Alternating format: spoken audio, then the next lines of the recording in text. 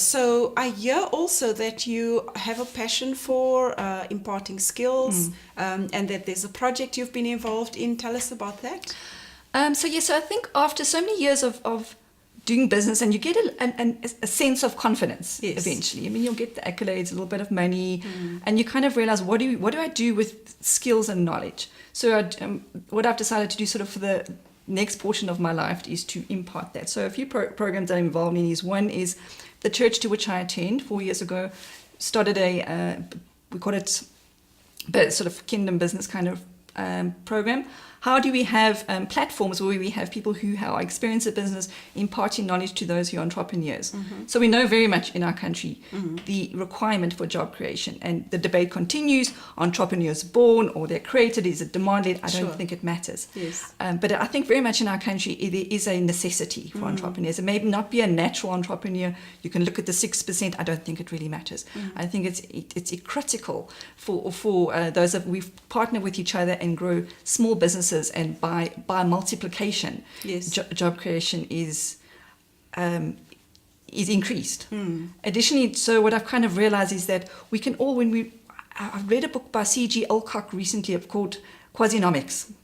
He's a gentleman who's working in the township economies, and it's amazing where you kind of can see opportunities everywhere. And if we all did that, we would really make an impact. Yes, and if those skills that you have gets imparted, even if it's just onto one other person, then at least you're contributing to the general flow of information and skills and so on. Right. So that's very interesting, because I think from your perspective as a stay-at-home mom, someone who decided, look, I've got to find a way to earn a living, and I've got children, I'd like to spend my time with them. Because the reason I bring that up is because so many women would say, well, there's not a lot I can do. I'm a mum. I'm going to stay with my children. What would you say to them? I think just look for opportunities. You can cook, you can drive, you can grow vegetables, you can consult. You can do so many things. Yeah. And the opportunities are there, and the social media, the platforms we have digitally now and globally, there's no limit. It's your imagination that stops you. Absolutely. So you're saying just start something.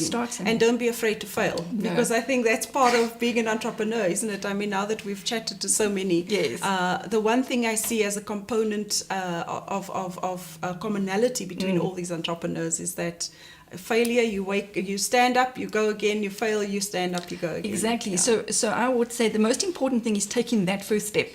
Even if it's into an unknown, or even if it's into fresh air, that's the first step. Now, your business is very interesting. It's quite niche. It's in the medical and health marketplace. Correct. Tell us what sets it apart from other businesses that have maybe a similar offering. So I think what we like to do is we've eventually figured out what we do best. So we tried to at some point replicate the different models that people are doing around the world. We decided to change some of that. We enjoy science, so I employ quite a lot of scientists. So we want to apply our minds to what we're doing every day. One doesn't want to just work for the sake of working. You want to apply an individual knowledge.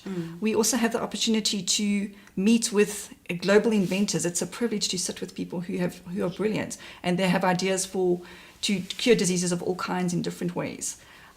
In addition to that, we like to offer flexible options for problem solving. So here's a project, how do we get it from A to B? Not necessarily a conventional route.